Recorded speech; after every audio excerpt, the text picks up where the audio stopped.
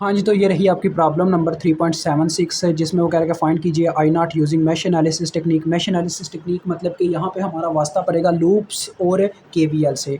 तो यहाँ पे ज़रा गौर कीजिए, ये हमें सर्किट दिया गया हुआ है, इसमें हमने आई नॉट को फाइंड आउट करना है, जो कि इस वायर में करंट फ्लो कर रही है आई नॉट। तो सिंपल सी बात है, ज़रा मेरी बात गौर से सुने। सबसे पहले तो हमें लूप्स को आइडेंटिफाई करना होगा। यहाँ पे मैं एक करंट फ्लो करवा देता हूँ I1 के नाम से। मेरे पास 2 लूप्स हैं, जैसा कि आपको इस सर्किट के अंदर नज़र आ रहा है। एक लूप तो ये है, दूसरा लूप ये है। यहाँ पे मैं एक करंट फ्लो करवा देता हूँ, जो कि I2 के नाम से है, ठीक है। आपने डायरेक्शन हमेशा क्लॉकवाइज लेनी है अपने लूप्स की, करंट की फ्लो की, ठीक है। तो यहाँ पे ज़रा गौर करें, एक तो हमें बेनिफिट इस सर्किट के अंदर ये हो रहा है कि एक लूप के अंदर जो करंट है, उसके सर्किट के अंदर हमारे पास एक साइड में एक करंट सोर्स लगा हुआ है, जिसकी मदद से मैं उस करंट को फाइंड आउट कर सकता हूँ। अगर तो 2 लूप्स के सेंटर में आ जाती होता है ना कोई करंट सोर्स, तो वहाँ पे लगता होता है सुपर मैश या सुपर लूप। लेकिन जब एक साइड पे होता है, तो हमें उस लूप के अंदर करंट को फाइंड आउट करने का कह लें कि एक हिंट मिल जाता है। अब सिंपल सी बात है, आप I1 को ईजिली फाइंड आउट कर सकते हैं। यहाँ पे फाइंड आउट क्या करना है, आपके पास ऑलरेडी फाइंड ही है एक लिहाज से। देखें, ये जो करंट सोर्स है ना, ये आपको बता रहा है कि करंट की मैग्नीट्यूड कितनी है, जो कि 2 मिली एम्पेयर है। बस बात यहाँ पे ये होगी कि इसके साथ साइन क्या आएगा, माइनस या पॉजिटिव। देखिए, करंट अपनी डायरेक्शन के अकॉर्डिंग अपवर्ड जा रही है, जबकि ये करंट जो है नीचे की तरफ फ्लो कर रही है, यानी कि करंट इसके बिल्कुल अपोजिट है। डायरेक्शन अपोजिट है, लेकिन मैग्नीट्यूड सेम है, न्यूटन का थर्ड लॉ। तो लिहाजा बस ये होगा, आप 2 मिली एम्पेयर तो लिखोगे, लेकिन साथ में आपको माइनस लिखना पड़ेगा, यानी कि आपके पास I1 की वैल्यू आ गई, ठीक है।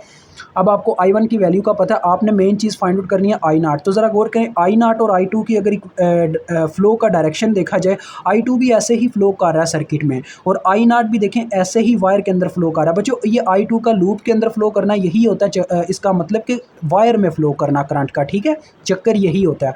तो देखें, I2 और आई नॉट का डायरेक्शन सेम है। I2 भी ऐसे ही फ्लो कर रहा है और आई नॉट भी ऐसे फ्लो कर रहा है। यहाँ आप उसके करीब जाके देख लो, ऐसे I2 और आई नॉट की डायरेक्शन सेम हो रही है, यानी कि ये करंट्स आपस में एक दूसरे के इक्वल हैं। जैसे यहाँ पे I1 और 2 मिली आपस में इक्वल थी, तो लिहाजा आप यहाँ पे लिख सकते हो कि I not is equal to I2। तो अगर आपने आई नॉट फाइंड आउट करना है, तो आपको I2 मालूम होना चाहिए। सिंपल है, I2 के लूप के ऊपर KVL लगा दो, अप्लाई KVL एट लूप 2, ये आपने ऊपर लिख लेना है। यानी कि KVL means Kirchhoff voltage law. हमने हर एक कंपोनेंट के वोल्टेज लिखने हैं जो इस लूप के अंदर आएंगे। तो ज़रा गौर करें, मैं यहाँ से चलना स्टार्ट करता हूँ। 6 किलो ओम का सबसे पहले नंबर पर रजिस्टर आता है। अब ये पहले आगे इसकी रेजिस्टेंस इंटू, मुझे वोल्टेज लिखने के लिए आपको पता क्या फार्मूला लगाने का पड़ेगा, V is equal to IR। तो अब इस रजिस्टर में से 2 करंट पास कर रही हैं, एक है I2 जो कि अपवर्ड जा रही है, एक I1 जो कि डाउनवर्ड जा रही है, तब जाके इसमें वोल्टेज पैदा हो रहे हैं। तो दोनों की डायरेक्शन अपोजिट है, यानी कि न्यूटन का थर्ड लॉ, एक्शन और रिएक्शन वाली बात, कि इनमें से कोई एक करंट मुझे नेगेटिव में लेनी पड़ेगी। वो कौन सी करंट होगी, आपको मैंने बताया हुआ है, जिस लूप के ऊपर आप KVL लगा रहे हो, सिर्फ उसी की करंट को आपने पॉजिटिव लेना है।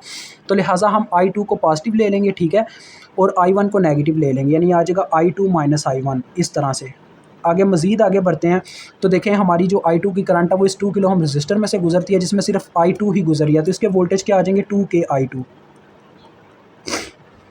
मज़ीद आगे बढ़े तो ये वोल्टेज सोर्स आ गया, इसके पॉजिटिव पोल में करंट एंटर करेगी, तो ये आ जाएगा +12 इज़ इक्वल टू 0। चक्कर मुकम्मल हो गया। हम 6 किलो हम पे वापस आ गए, डैट्स वाई मुझे इज़ इक्वल टू 0 लिखना पड़ा।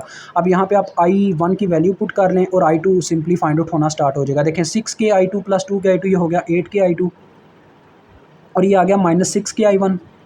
I1 की मैं वैल्यू पुट कर रहा हूँ, देखें -6K I1 था, I1 की मैंने वैल्यू पुट की जो थी -2 मिली, और ये 12 दूसरी जानिब जाके -12 हो चुका हुआ है।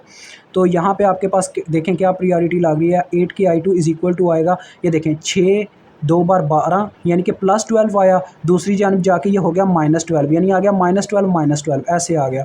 आपके पास I2 की वैल्यू देखें यहाँ पे क्या आ गई, -24/8 के, तो ये आपके पास आ जाएगी -3 मिली एम्पेयर। किलो ऊपर आके मिली हो गया। तो डैट्स वाई आपके पास I0 का जो वैल्यू है वो है -3 milli ampere, and then your question is solve.